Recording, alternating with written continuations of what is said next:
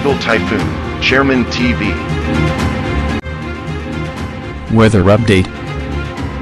Helping homeless people. Please subscribe.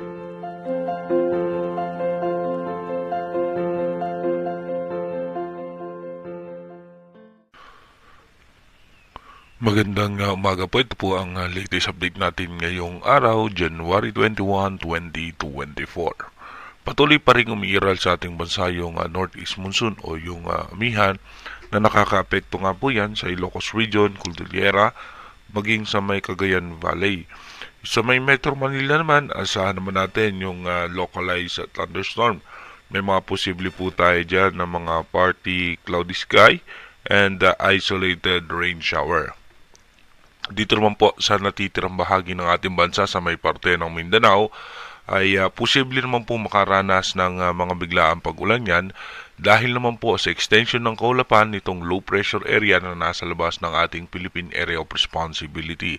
At ito naman po ay mababa ang tsansa na pumasok sa ating bansa at yung kanyang extension lamang ng kaulapan ang magdudulot ng mga posibleng pag-ulan dito nga po sa may parte ng Sorsogon. Kaya iba yung pag-iingat pa rin sa ating mga kababayan dahil nga po sa mga susunod pang araw muling bubugso yung Northeast Monsoon at magkakaroon muli tayo ng panibagong shearline na posible naman magpaulan dito naman po sa parte ng Central Luzon at ng Bicol Region. Dumako muna tayo sa ating rain map animation kung saan nga yung mga lugar na may mga tsansa ng pag-ulan ngayong araw. Mamaya nga pong alas 10 ng umaga, may chance nga po ng pag-ulan dito po sa may parte ng Bicol Region at eastern section ng Visayas. Pero yung malaking bahagi ng bansa ay mananatiling maganda lagay ng panahon. Sa may Mindanao naman, makulimlim na kaulapan na may kasamang paminsang-minsang pagbugso ng pag-ulan.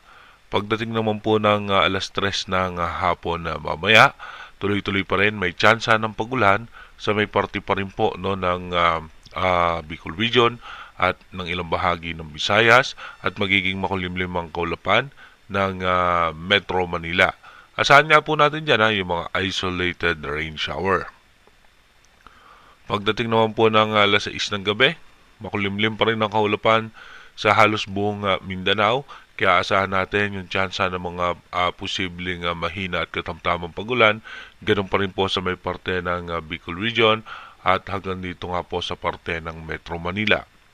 Pagdating naman po ng alas 10 ng gabi mamaya, asahan po natin makulimlim pa rin po ang kaulapan ng Mindanao. Ganun na rin po ang ilang bahagi ng Visayas, Bicol Region hanggang sa parte ng Metro Manila. Dumako na nga po tayo sa ating advanced weather forecast. Ayon nga po sa ating advanced weather forecast, bukas nga po by January 22, asahan nga po natin na muling bubugso pa yung Northeast Monsoon at pagdating naman po ng January 23, mapapansin nga po natin magkakaroon na po tayo ng tsansa ng shearline na posibleng magdala ng pag-ulan sa eastern section ng Luzon. By January 24, dito nga po yung shearline magpapaulan po yan sa parte ng Bicol Region. At pagdating naman po ng January 25, tuloy-tuloy pa rin po na itong shearline ay magpapaulan sa Bicol Region.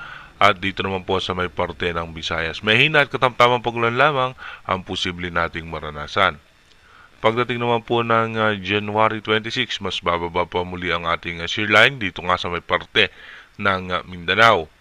By January 27, dito po, mapapansin natin malakas yung Northeast Monsoon o yung amihan at dito naman magkakaroon po muli ng panibagong low pressure area sa labas ng Philippine Area of Responsibility at ito mo yung extension ng kanyang kaulapan ay posible muling magpaulan sa parte ng Mindanao.